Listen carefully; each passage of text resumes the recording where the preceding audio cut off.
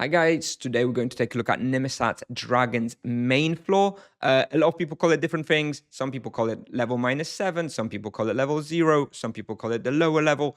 Either way, this is the level that we're going to be talking about. This is the main one. This is often the most popular one. This is the one that's a little bit easier because there's fewer Mega Dragons. This is the one that's a little bit better for team hunts. So yeah, this is basically the level we're going to be talking about. This is not the level where the boss is. That is the level above. This is the bottom floor. Generally seen as the better Nimmersatt floor, so likely more popular on your server. Anyway, now that we got that disclosure out of the way and we know which floor we're going to talk about, let's take a look at the results. So this is for level 600 plus monk.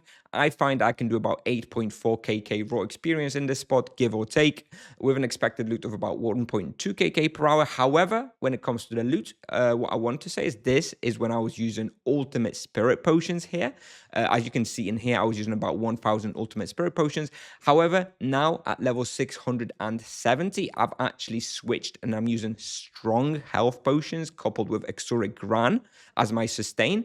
And it's fine. Basically had no impact on the hunt for me at level like 670, 700.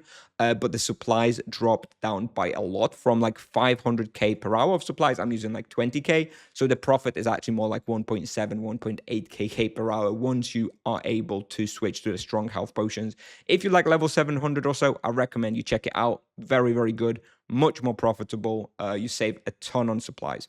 Anyway, I had Charms and Animus active here, hence we quoting the raw experience down a little bit from what I was actually getting. Generally, I get like 8.7, 8.8 per hour here, but that is including Animus. So without Animus, it's about 8.4 kk raw. Overall tier rating I give it is S tier. This is likely to emerge as the very best spot for solo monks. Currently in the game, at the time of recording, there are Nosferatus, which are better. However, Nosferatus are completely broken at the moment, and I expect an inevitable nerf.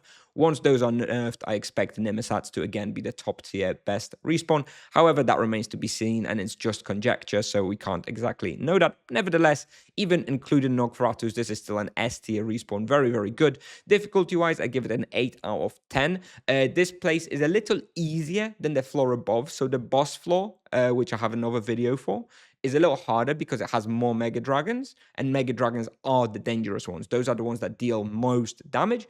And this floor that we record in the video for right now has fewer Mega Dragons, hence it's a little easier. Nevertheless, the difficulty of this respawn is around the same or very similar because the difficulty actually doesn't come from like the, moment to moment damage that you take. It comes from the trap potential. There's a lot of monsters here, high density, and they are very fast. This means that it's quite easy to get yourself trapped.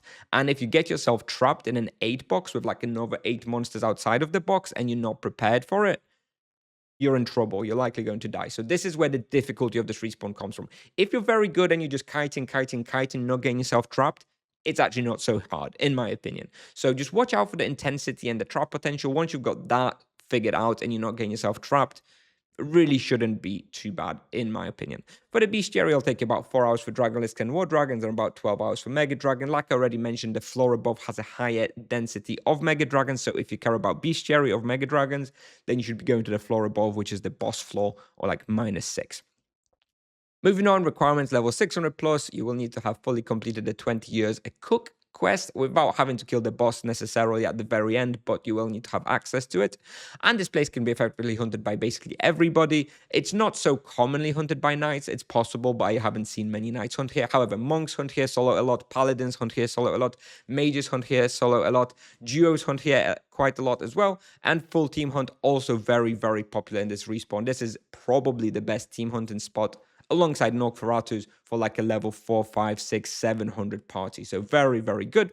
For the imbuements, I recommend all standard imbuements, and death or fire protection imbue is also highly recommended. As you can see in the input analyzer, we have death and fire around the same. Death is generally slightly more versatile. You can use that at more respawns. However, if you're only going to be hunting here, then I guess fire protection is actually a little bit better. Recommended weapon type is earth. For supplies per hour, like I mentioned, it's 1000 ultimate spirit potions. However, again, if you're like level 700 Also, consider switching to strong health potions and extra gran. Still very viable, much cheaper, way fewer supplies per hour used, so your profit will go up a lot. For the charms, I recommend Low Blow, Savage Blow on Dragalisks and War Dragon. And I recommend Parry on the Mega Dragon if you have it. I don't, so I was actually using, I think, Zap or maybe Divine Wrath. Anyway, I think Parry is likely the best given how much damage Mega Dragons do, so they'll be killing themselves. They're also ranged, so outside of the box, they still take the damage, etc. I think Parry is the best one. For the wheel, both Aesthetic and Outburst work very well here due to the high density, so whatever works for you, whatever you prefer using, whatever works better with the greater gem that you have. And then your leftover points should go into the lesser gems, ideally with flat hit points. And the character you'll see in the video is level 629 Monk with 113 Fist and 49 Magic level. Now for the route, there are loads and loads of different combinations you can do. Honestly, you should just play around here and see what works for you. I'll draw out what I do, but there are honestly so many variations, and it's perfectly fine to alter it a little bit. So you'll come in here. So usually what I do is I'll come in here, I'll do a little pull here just before I go into this big room, because this big room is quite intense. So usually I'll just like do a little pull just by the entrance, just to make sure I don't overdo it. And then I like go through here, do another pull maybe somewhere here. Then I'll go through here, pull out all the monsters from here and finish the pull around here. Then I'll go up here, pull out all the monsters through here, usually kill them around here, then go through here, get all the monsters here, do a pull in here, then I'll go through here, do a pull here, then I'll try and pull out a couple of monsters from that room, then I'll go through here, usually finish things off around here, go down here, I'm going to usually do a pull around here, go down, do a pull around here, and sort of reset again through here. Now, there's a few more rooms you can add into the rotation. It's quite easy to, once you're overkilling especially, it's quite easy to like pop to here to the right and pick this room. Quite easy to pop up here and pick up this room. You know, maybe even go through here, go like that way. You know, there's a lot of variations. Like I mentioned, it's fine, right? You can make some adjustments if you so choose. Even this room here, you can pick up. I find this one to be not so good, but you can add it if you want. And yeah, anyway, this is my route. I think it's pretty okay. You know, you can make some micro improvements, but probably not going to have a huge impact. Anyway, this is the video. So if you have any questions, let me know. I'll be happy to answer them. Very good spot, obviously. Yeah, thanks for watching. I'll see you in the next one. Bye bye.